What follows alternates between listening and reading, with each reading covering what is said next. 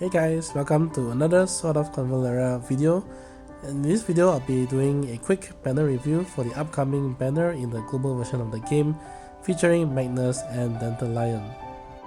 This is a get-together banner, so for those not aware, in this sort of banner, you have two featured units, and if you happen to pull a legendary, you have a 75% chance to get either of the two, or in other words, a 37.5% chance to get Magnus and a 37.5% chance to get Dantalion should you pull a legendary.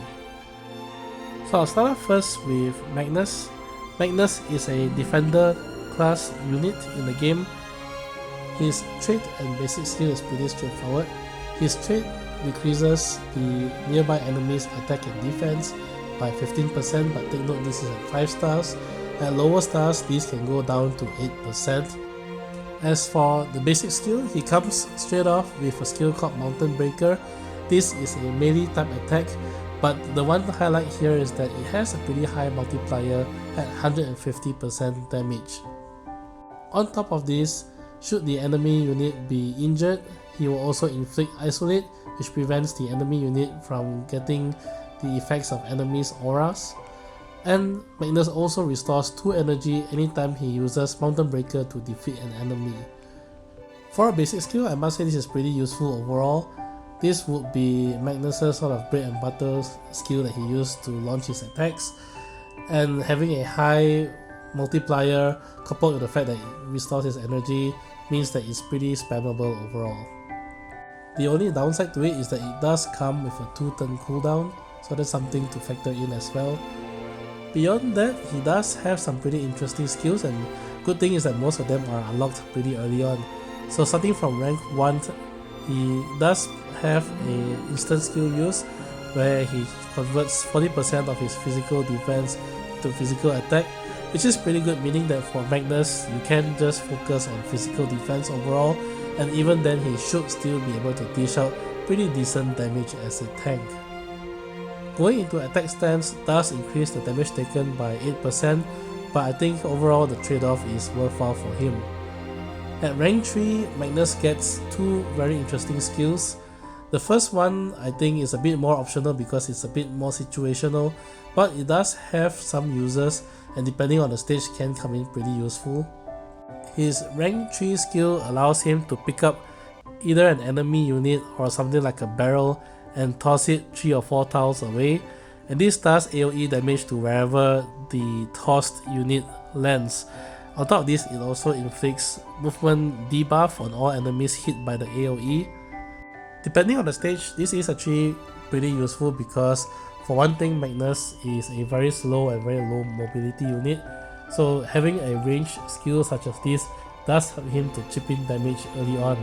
The fact that he can actually pick up and toss barrels can come in pretty handy as well. For example, you can pair this with the tactic that lets you place a barrel on the map, so you can place a barrel in front of Magnus and just simply have him toss the barrel into a group of enemies. His other rank 3 skill though I think is better by virtue of the fact that it is less situational than the other. This skill is a passive that whenever an enemy unit is defeated nearby Magnus, so within 2 tiles, Magnus will inflict an attack debuff on all nearby enemies, and this is pretty far, it goes up to 5 tiles, and will also buff damage 2 up to all nearby allies. It's a pretty handy passive to have because it stacks very nicely with his trait. His trait already lowers all enemies' attack, so if this passive triggers, enemies' attack will be lowered even further, which makes it even more challenging to break through Magnus' big defensive stat. On top of this, you don't really have to wait for an enemy to be defeated. This passive also has the ability to pair with his basic skill, the Mountain Breaker, where if you have both together, anytime you use Mountain Breaker, you will automatically trigger Cry of Victory as well. Mountain Breaker, like I said, have a cooldown of 2 turns, but Cry of Victory also lasts for 2 turns, so more or less you should have near permanent uptime of this passive. At rank 11, Magnus gets access to a very interesting skill.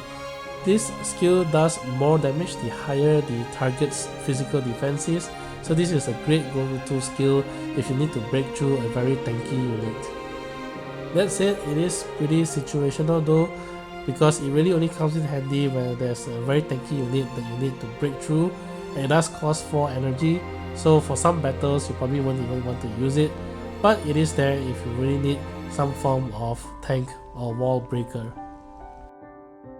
Now, as I was going through Magnus's skills, there is another setup that I find rather interesting, but this is really more for PvP, and overall, as a disclaimer, I think it's probably less efficient than using his skills, but this is certainly an option to consider, more so for the surprise element that it has. First off, at rank 9, Magnus can unlock a basic attack that is AoE. It does damage in a 3x2 area. Now, the damage itself has pretty low potency at 70%, but Magnus has other skills that actually can increase the damage that he does.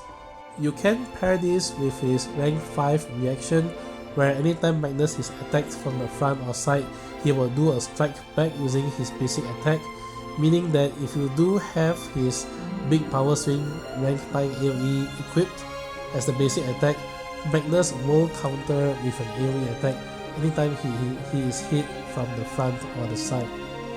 You can further pair this with his rank 11 passive that increases his strike back damage by 30%. You can further increase his damage by his rank 1 passive. If he does have this active, he adds 40% of his physical defense to his attack.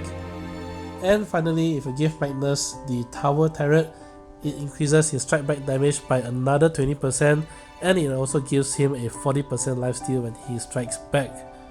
This makes his strike back hits extremely hard and also heals him, which further increases his longevity in battle, and it also can catch a group of enemies by surprise. So for example, if you manage to move Magnus right into a group and he gets attacked, he will launch a counter attack that does massive damage to the enemy group. The one drawback though is that he can only strike back once per turn, and his strike back will not activate if he gets hit from the back.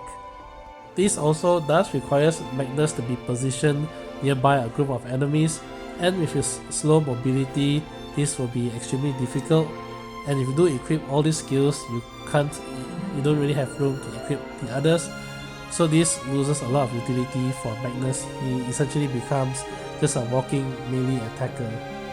Certainly some drawbacks, but in PvP, it's all about catching the opponent by surprise, and if they are expecting Magnus to do other things beyond this can cause big damage very quickly, allowing you to mop up the enemy units with the rest of your party.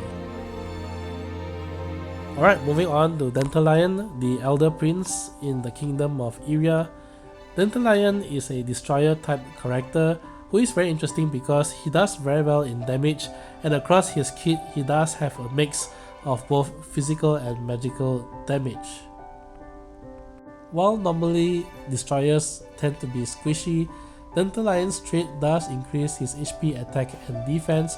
Of course, this depends on the star level of his trait, but at level 5 it does increase those stats by 15%, making him much tougher than other destroyers. He does restore a portion of his health and 1 energy anytime any unit is defeated in battle, and this also includes allies and even summoned units that you may have.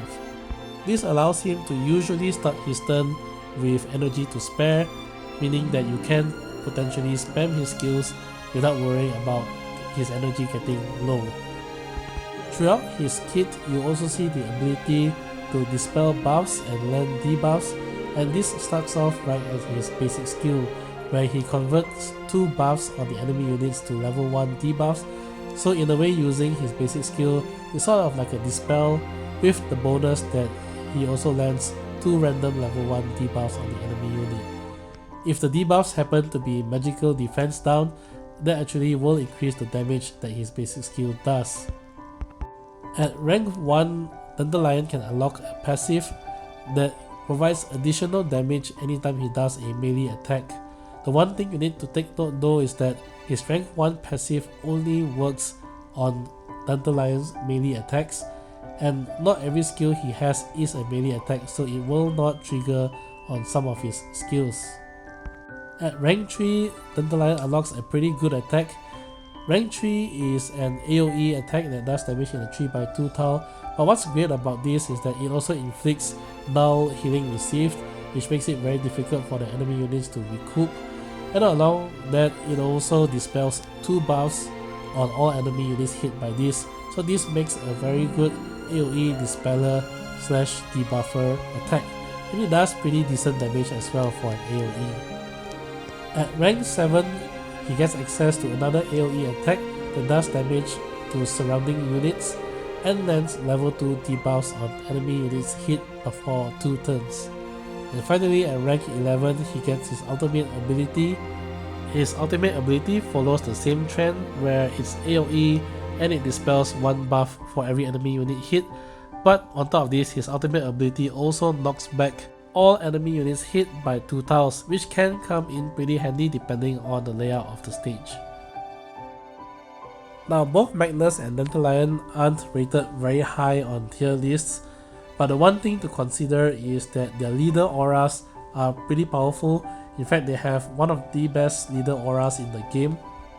And the thing to consider here is that both Magnus and Dantalion are in the exact same faction. They are both in the Kingdom of Iria and they are both in the Fortitude faction, meaning that if you do have both of them together, which is convenient because they are both on the same banner, both of their leadership auras can stack for both of them. Obviously, the only one that doesn't stack would be the attribute buffs, so the attack and defense are locked at 10% and 20%, but all the non-attribute effects of the leader's aura will stack for both of them. And considering that both of them are already pretty tanky to begin with, and Dantalion himself can do pretty good AoE damage, the effects of the leader auras will make it very difficult to break through both of them. One other interesting thing is we of course recently had Xavier featured in a recent banner with Inanna as well, and when I looked through the factions, I noticed that Xavier is also under the Iria faction and the Fortitude faction. So if you did have Xavier already when this banner goes live and you pull for Magnus and Dantalion, the 3 of them together will form a very powerful trio, and a very balanced trio to boot because Xavier is a breaker himself. So going by this, you already have a defender, destroyer and breaker, 2 of which can do good AoE damage, and all of which will be pretty tanky with both leader auras.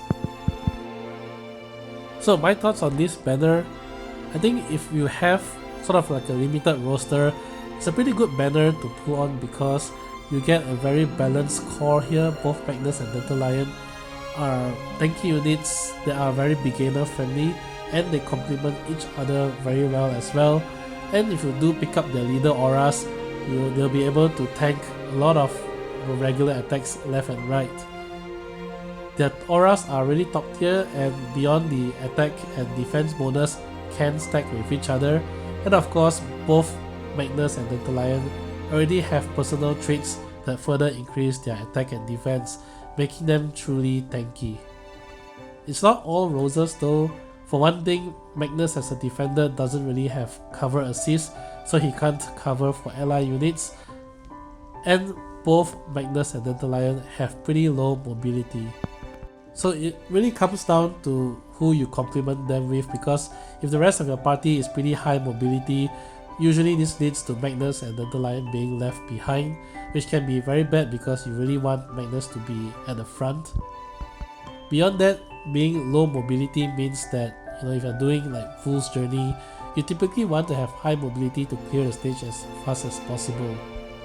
So overall, they're not really plug and play, which I think is probably one of the reasons why they are not very high on the tier list. But in the right setup, and if you make full use of their leader aura, I think they can really do some serious damage, especially since they are often underestimated by a lot of players due to the fact that they are pretty low on tier lists.